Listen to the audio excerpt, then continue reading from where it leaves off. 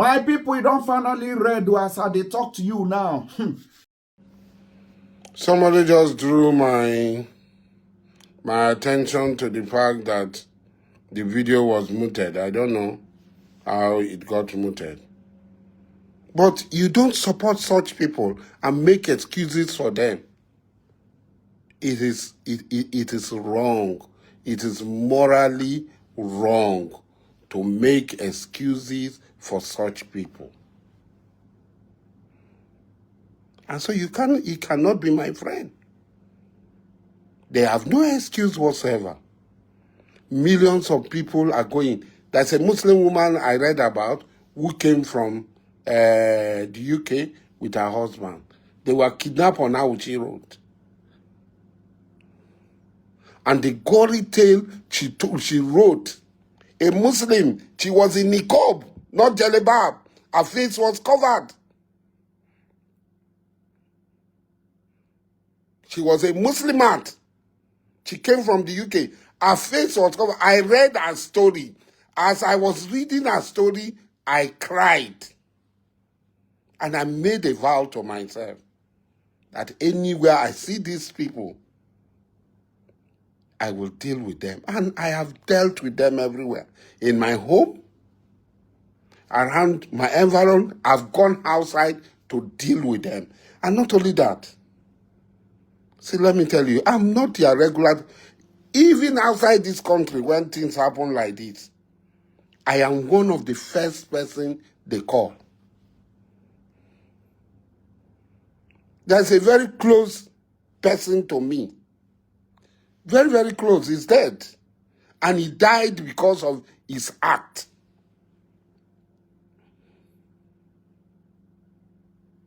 He went and kidnapped Koreans.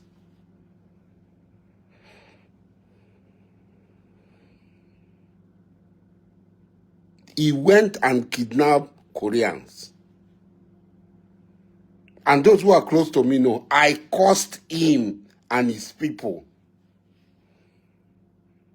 I cursed him. Even one of the person I cursed, it was just now, he became poor. He started begging. There are people here who know this story. He started begging for food. He started begging for death. He did not get death. I cursed him. The other one I cursed him, he was caught by one of his rivals. His head was cut off. The other one that I know, I cursed him, he was begging for food.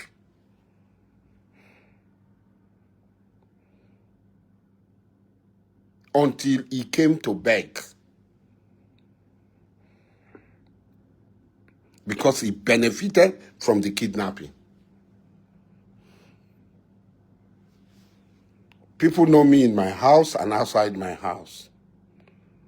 So, it's not because somebody is from your area, he does something wrong, and then you will support him. Whether the person is from your area or is from outside, when he does something wrong, you come out and stand trembling against him. Kidnapping is one of the biggest crimes against humanity that is being carried out in Nigeria. And nobody should support it. Nobody should show sympathy to this group of people.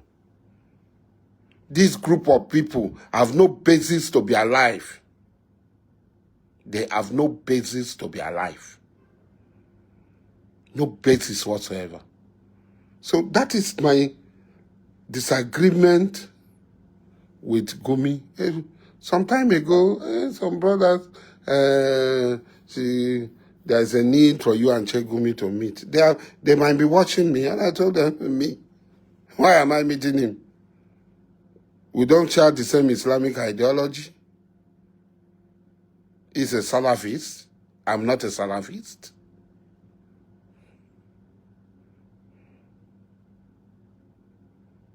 He's a Salafist. I'm not a Salafist. So when I hear people talk about Islam here,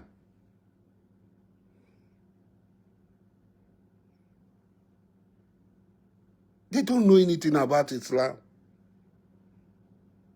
They come here, about Islam. I've been a Muslim for 38 years. And I know Islam well.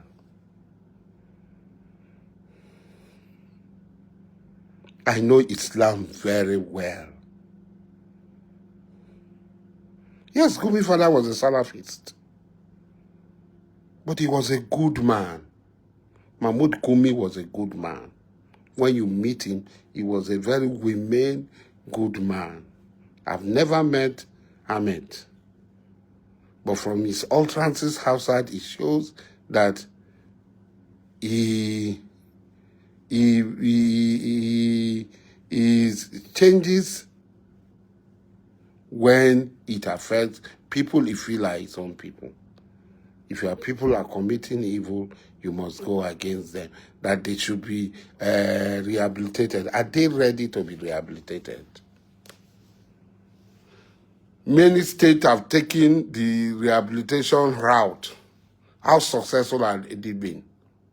They will come and say, hey, I want people to be rehabilitated. We want people. And government will spend money trying to rehabilitate them. The next moment, they are back to doing what they are doing. Because the money they are going to get from rehabilitation is nothing compared to the money they are getting from the misery they are causing people.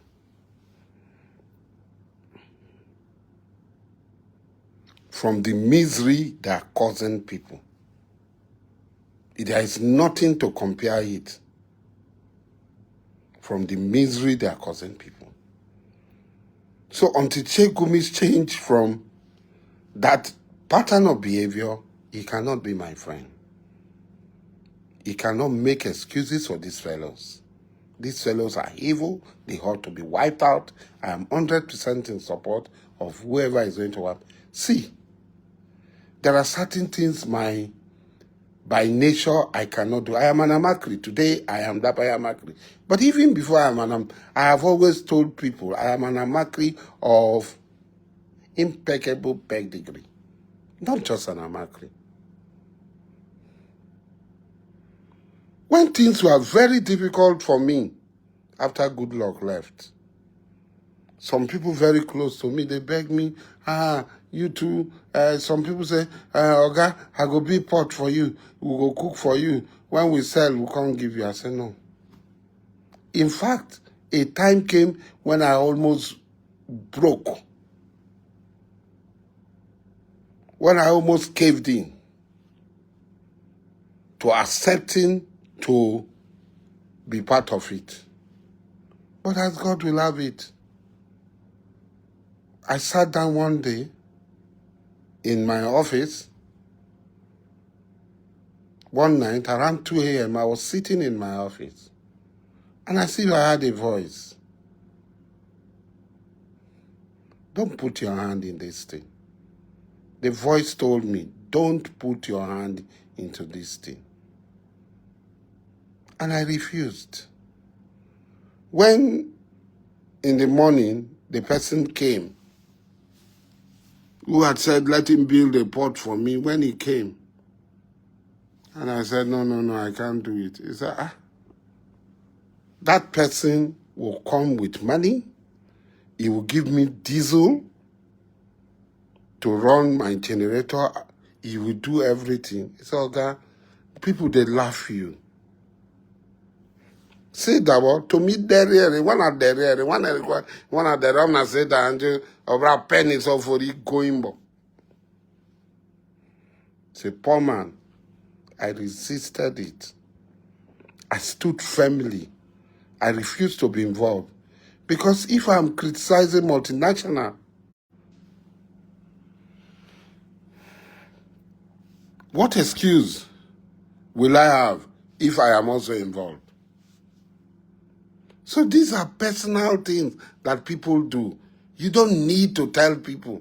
You don't need to impress people. Look, if you know me, I don't impress people. I hardly have friends. My senior brother, Fanika Ode, is here. He knows. When I was in detention, my senior brother, Fani, was in Obasanjo's government.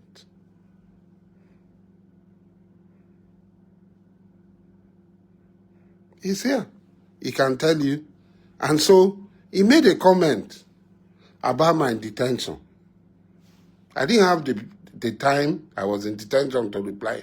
When I came out, Yaradua's government had come, EFCT was after him, and I made a statement. I made a statement in support of him. I've never met him.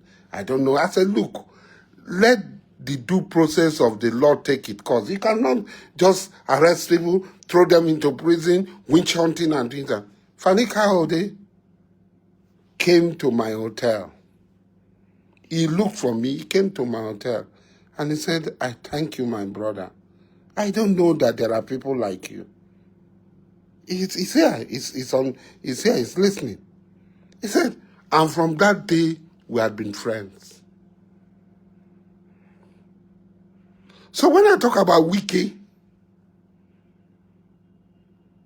Wike, a serving minister in the government, in where he has the power of a governor, goes to a place and a military officer, because he's wearing a military uniform, will come out and stop him from having access.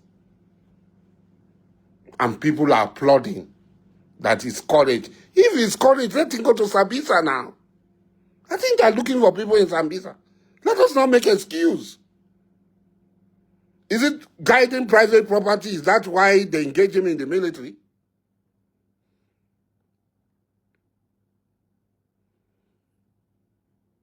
This is me. I don't do anything for you to like me. Hate me. If today you just hate me small, hate me more now. Because the truth I will tell, you will never like it. And everybody knows me.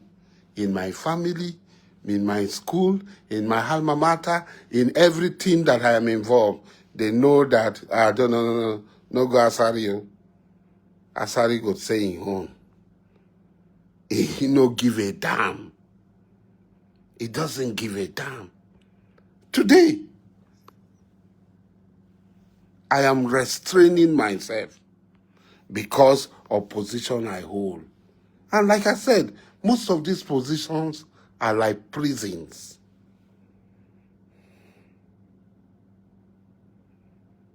Are like prisons. It ties your hand and your leg and for people to attack you so that you will not be able to fight back.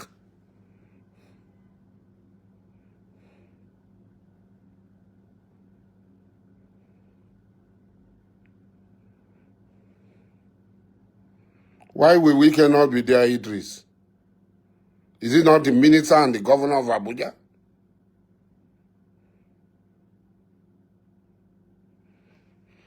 Why will he not be there?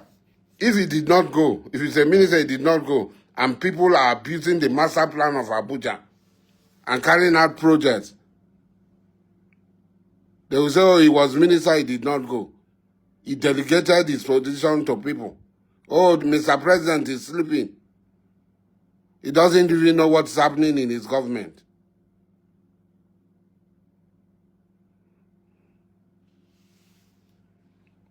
Like when I started in the morning, I said, Nigeria is the only country where nobody wants to obey the law.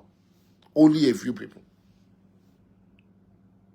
Just cross over to Cotonou, Benin Republic. Go to Togo. The law is sacrosanct. They obey the law. No, nobody wants to obey the law. Everybody wants to live the way they want to live. A minister who approved the CFO does not have the power to go to the land for which he approved CFO for. He does not have power to go to the land or for which he approved CFO for. He has the power to approve CFO. What a funny country. What a funny country. So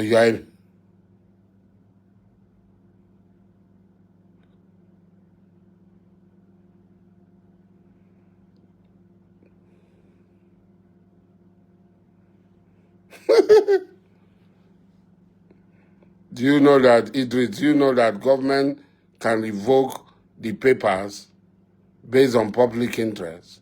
Have you read the Land Use Act? Have you read the laws? You don't know the laws of Nigeria. P2B, you don't know P2B. I know him, and P2B knows that I know him.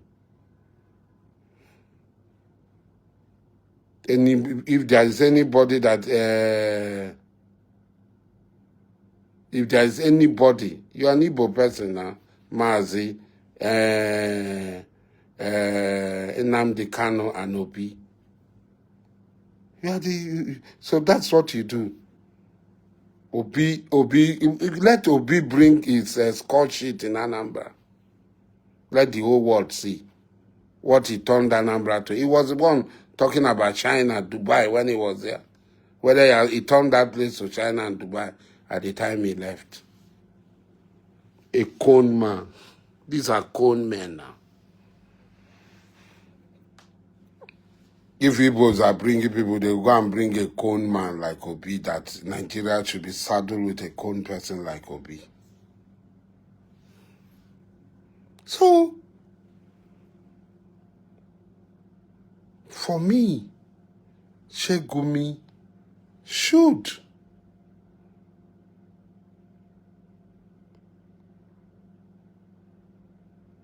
Shegumi should distance himself from these fellows, because there is nothing he can tell anybody. There's no reason why he should make excuses for these fellows who cause mystery to other people, who brings trauma to other people. There's no reason whatsoever.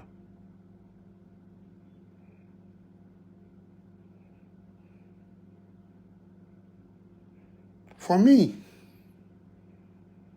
So, my brother, Abdullahi, I have nothing personal against Gumi. Maybe no member of his family had been kidnapped. I have had people close to me being kidnapped. I have had people being close to me, being kidnapped.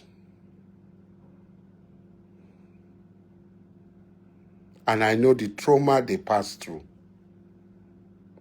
And that has made me to hunt these people down and to catch them, deliver them to the law. So many of them.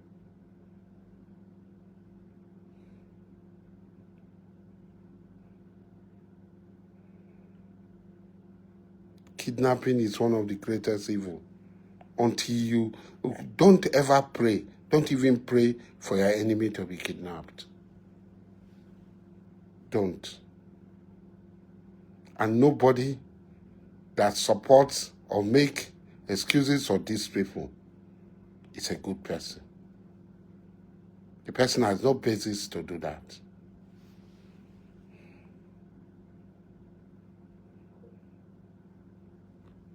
Thank you.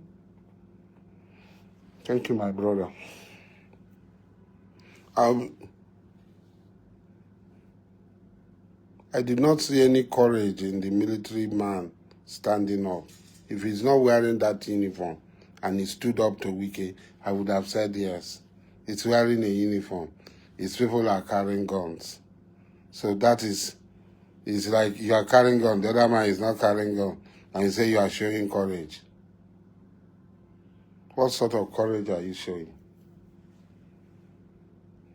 He has no business even protecting that property. That is not his primary area of assignment. He should go to his primary area of assignment. As far as I'm concerned, Wike has every official, he has every official authority to be there. As the superintending officer for Abuja, as the person who signs a CFO, and who has the power to revoke that same CFO. We might like him, we might like Wike, or we hate him. That does not matter in this case. It's his official position, and there's he has every right to be there. Number two, a military man is not superior to anybody in Nigeria. We are all equal under the Constitution of Nigeria. He chose to be in the military. Others chose to be in other places. Others chose to be teachers, to be doctors, to be engineers, to be wheelbarrow pushers, to be Meirua, Medoya. They chose to be. He chose. And it is not, the army is not open for everybody. You want to go to NDA, they do all these things, all sort of galaba, brala, like, ping, entire, pakabo, all those nonsense. It's not open to everybody. If everybody is allowed to go to NDA, like it's done where military recruitment is open to everybody in every country, enlistment in the army is open to everybody or is made compulsory, then we will say that some people are running away. When there is real war now, they will constrict people to come into the army to go and fight. And even those who they constricted, they will not give them respect. What sort of rubbish mentality is that? And they want us to accept it. The military man should be reprimanded. He should be taken in and reprimanded. First, where he is, he was not supposed to be there. Two, the chief security officer of Abuja is Wike and is subordinate to him, and whoever sent him is subordinate to Wike in Abuja. And that's the constitution. So guys, if you want to send money to Nigeria or any African country, please don't forget to download Lemfi from App Store or Google Play Store and use my promo code POPORI to get an instant cashback of 15 euros, $15 or even £15, depending on the country where you are, at zero transfer fees.